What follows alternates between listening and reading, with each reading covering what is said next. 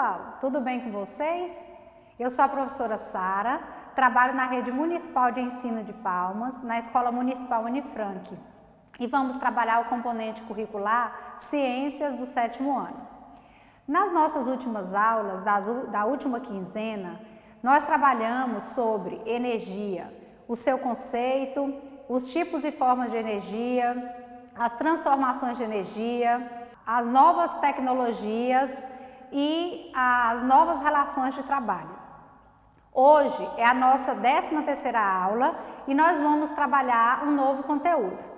Hoje nós iremos conversar um pouquinho sobre as interações das camadas terrestres, as características dessas camadas, assim como a teoria da deriva continental e da tectônica de placas.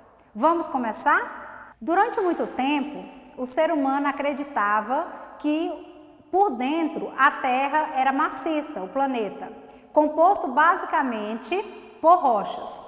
Atualmente é sabido que, na verdade, apenas uma camada muito fina apresenta essas características, havendo composições e temperaturas diferentes nos milhares de metros existentes abaixo do solo. Para melhor compreensão da estrutura interna da Terra, ela foi dividida primeiramente em 3 camadas. Vai aparecer para vocês aí na tela um esquema, que mostra as 3 camadas da Terra, que é dividida da parte externa para a interna em crosta terrestre, manto e núcleo.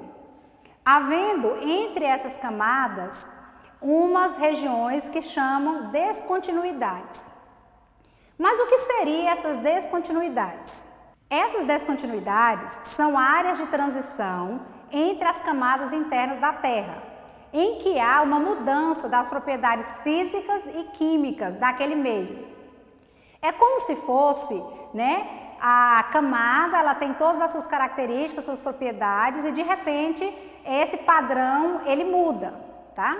Eles descobriram uma notável alteração na velocidade e comportamento das ondas sísmicas nessas regiões que foram chamadas de descontinuidades.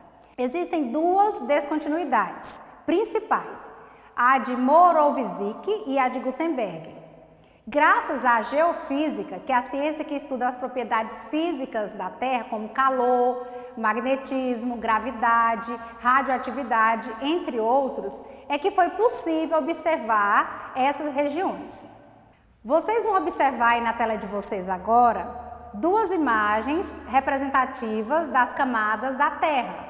E elas, apesar de ser um pouquinho diferente, elas representam a mesma coisa. E ela é um pouquinho mais detalhada, tá?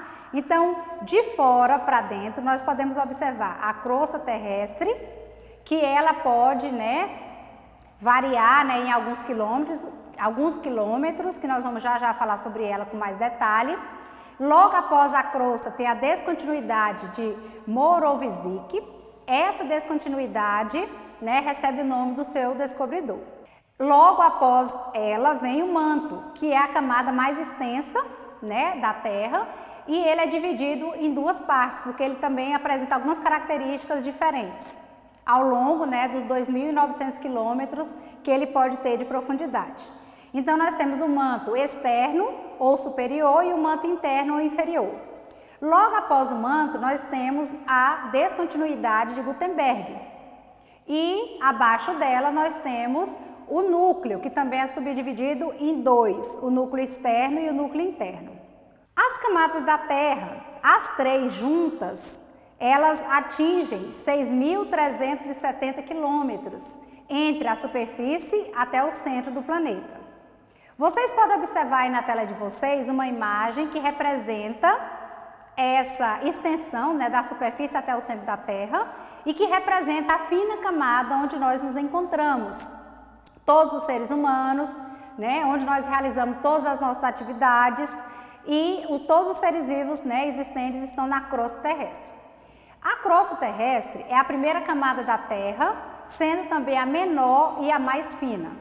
Sua profundidade pode variar de 5 quilômetros em áreas oceânicas e 70 quilômetros em áreas continentais. Apesar de ser a camada mais fina da Terra e apresentar uma temperatura bem menor do que o manto e o núcleo, tem regiões da crosta que a temperatura pode chegar a 1000 graus Celsius. Essa camada é subdividida na crosta superior, que também é chamado de cial, porque é composta predominantemente por silício e alumínio. E tem a outra crosta, né, que vem logo após, que é a crosta, né, inferior, que é chamada cima, porque é composta, né, por silício e magnésio. A crosta terrestre está em constante transformação e essa transformação se deve a ações oriundas do interior da Terra e também ações externas, né, oriundas da superfície, como a ação do vento, da água, o clima e os próprios seres vivos que habitam, né, a superfície da Terra. Vamos falar um pouquinho agora sobre o manto. O manto é a segunda camada da Terra.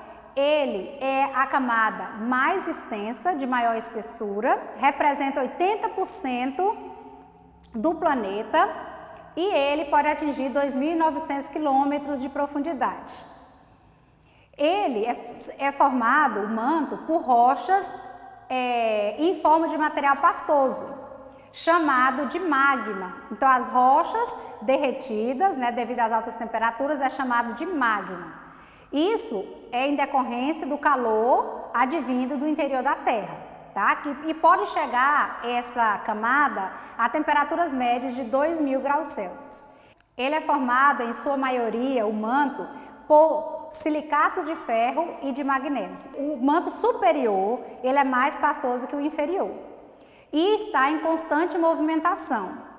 Em virtude da força exercida por esses movimentos, seus efeitos são sentidos na crosta terrestre, causando os movimentos das placas tectônicas, que falaremos um pouquinho mais adiante. Como vocês podem ver na tela de vocês, aí apareceu uma imagem, né, representando o manto, que é subdividido em duas partes, porque ele também apresenta algumas diferenças. O manto mais próximo da crosta e o manto que está mais próximo do núcleo. E a terceira camada da Terra, que é a mais interna, é o núcleo. Vocês podem observar na tela de vocês a imagem do núcleo em destaque. E o núcleo também é subdividido em duas partes, o núcleo externo e o núcleo interno. Ele encontra-se logo após a descontinuidade de Gutenberg. Ele é a camada mais quente, né? O núcleo externo encontra-se no estado líquido, enquanto que o núcleo interno se encontra no estado sólido.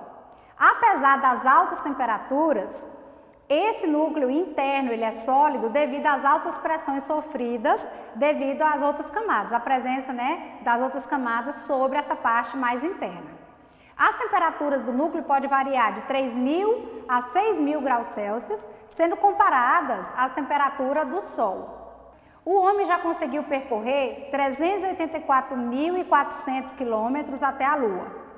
Porém, apenas 12 quilômetros até o centro da Terra. Esse fato é suficiente para entendermos a complexidade que é estudar o interior da Terra. Para isso, tem-se custos altíssimos, é um trabalho lento e complicado.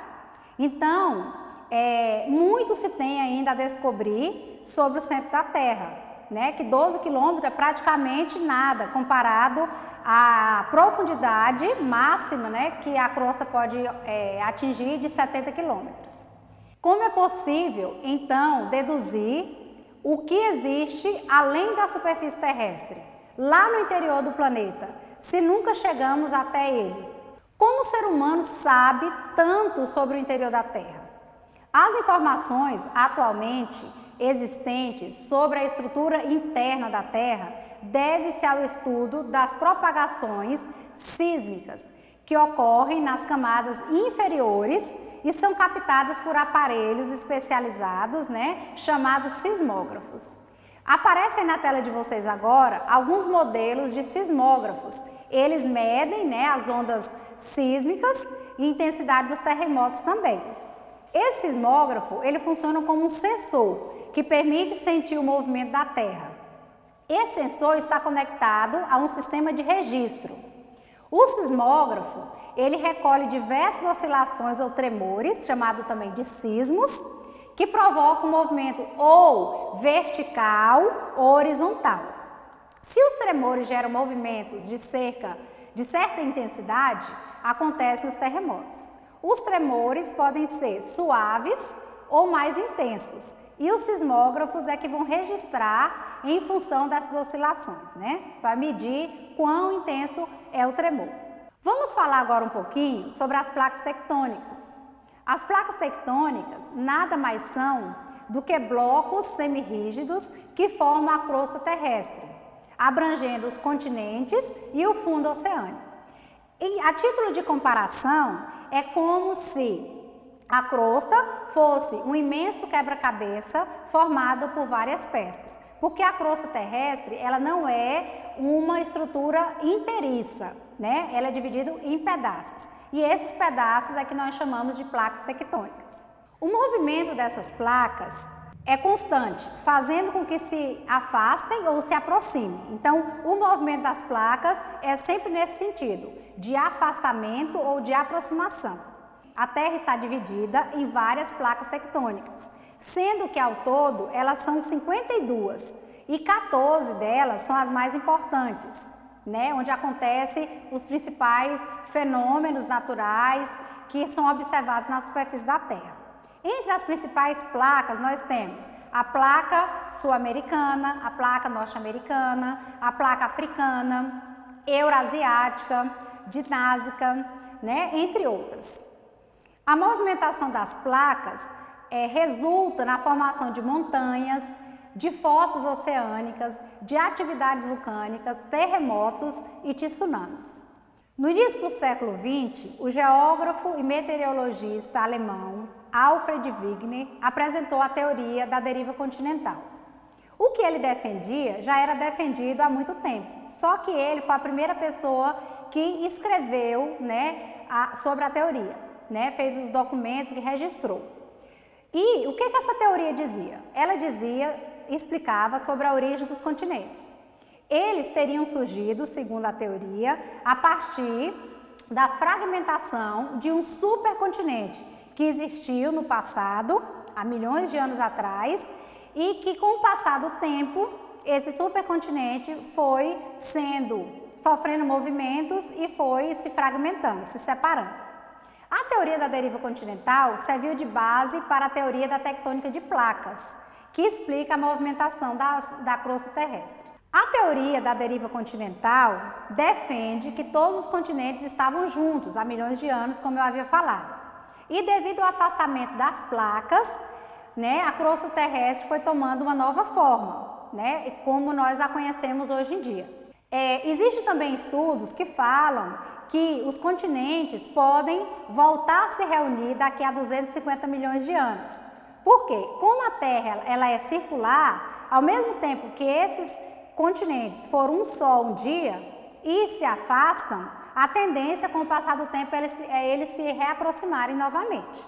Vocês podem observar aí na tela de vocês a imagem que representa como se deu essa deriva continental. Inicialmente, havia um único bloco, né, que recebeu o nome de Pangeia. Depois, esse bloco único dividiu-se em dois, que foi chamado de Laurásia e Gondwana. E depois, essas separações desse continente continuaram a acontecer, até chegar ao que nós conhecemos hoje na atualidade. A velocidade de movimentação das placas tectônicas, em geral, é da ordem de centímetros por ano. Nós não a percebemos, mas ela acontece o tempo todo e de forma bem lenta. Algumas evidências reforçam a teoria da deriva continental.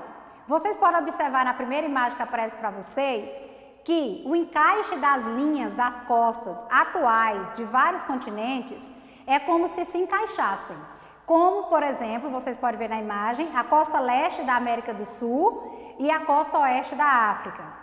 Também temos a evidência paleontológica, que nessa segunda imagem que aparece para vocês, foi descoberto fósseis idênticos em continentes que estão totalmente separados um do outro. Como, por exemplo, aí na imagem, vocês podem observar esse primeiro dinossauro aí, que foi encontrado tanto na América do Sul, fósseis desse dinossauro, quanto na África. E teve tanto fósseis de plantas como fósseis de animais que foram identificados em continentes diferentes. Também como a Austrália, no continente, Austrália, Índia e Antártica. Mais uma evidência é a questão das cadeias de montanhas. Mais uma aula nossa está chegando ao fim.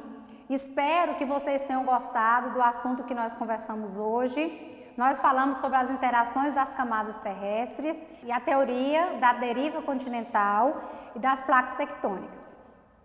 Espero vocês a semana que vem. Temos um encontro para dar continuidade ao que nós trabalhamos hoje. Tchau, até a próxima semana.